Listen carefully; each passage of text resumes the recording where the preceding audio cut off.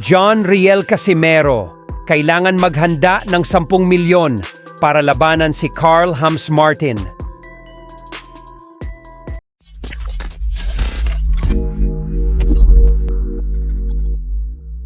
So hanggang ngayon nga po ay patuloy pa rin ang mga patutsadahan sa social media ng dalawa nating matibay.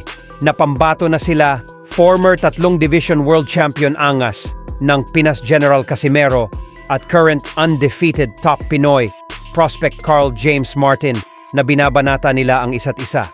At nitong linggo nga lamang po ay may isang sinabi si Wonderboy na siyang sumakol sa angas ng Pinas. Ito po ay matapos sabihin ni Martin na dapat ay may matitinong tao ang nasa paligid mo.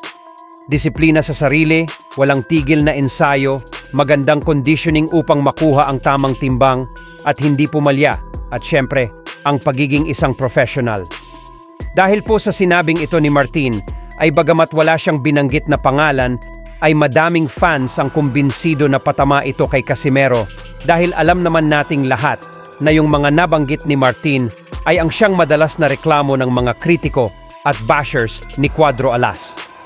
Ganun pa man ay dahil sa mga patutsadahan ng dalawang ito sa isa't isa, ay ang siyang dahilan kung bakit nangangati na ang mga Pinoy boxing fans na paglabanin na lamang si Martin at Casimero sa ibabaw ng lona nang sa ganun umano ay magkaalaman na.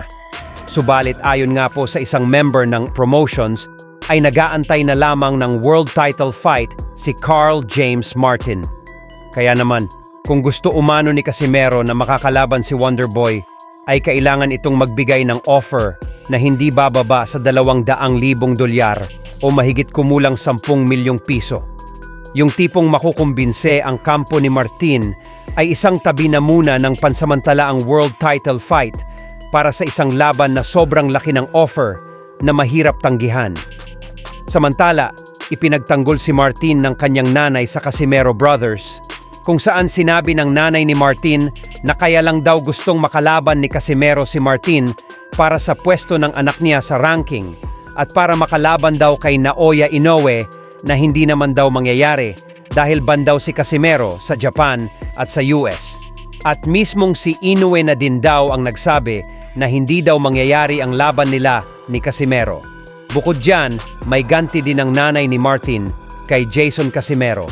Matapos na tawaigin ang anak niya na Badjao at pang-amateur lang ang galawan, ganti naman ang nanay ni Martin mga tol. Tinawag niyang Inidoro Bungangero si Casimero. Hindi pa dyan natatapos ang pagbanat ng nanay ni Martin dahil may mga sinabi pa ito sa Casimero Brothers, katulad na lang nang i-share niya ang video ng anak niya na sumasaya habang nagtitraining. Wika nanay niya, "Nak, wag ka kasi pa ganyan-ganyan. Nak, naiinis si Casimero sa imo." Dagdag pa ng nanay ni Martin sa comment section na may make face ka. Kasi anak, ang isip nila, totoong nang aasar ka, lalo sila nang gagalaiti sa iyo. At kung ano ang ipinupukol sa iyo, nak, stop na. Sabihin pang bayot ka o bakla, masayahin ka. Kasi sana sa atin na lang sa bahay. Biru-biru mo, nak Casimero, always misinterpret you, sabihin naghahamon, nagyayabang ka.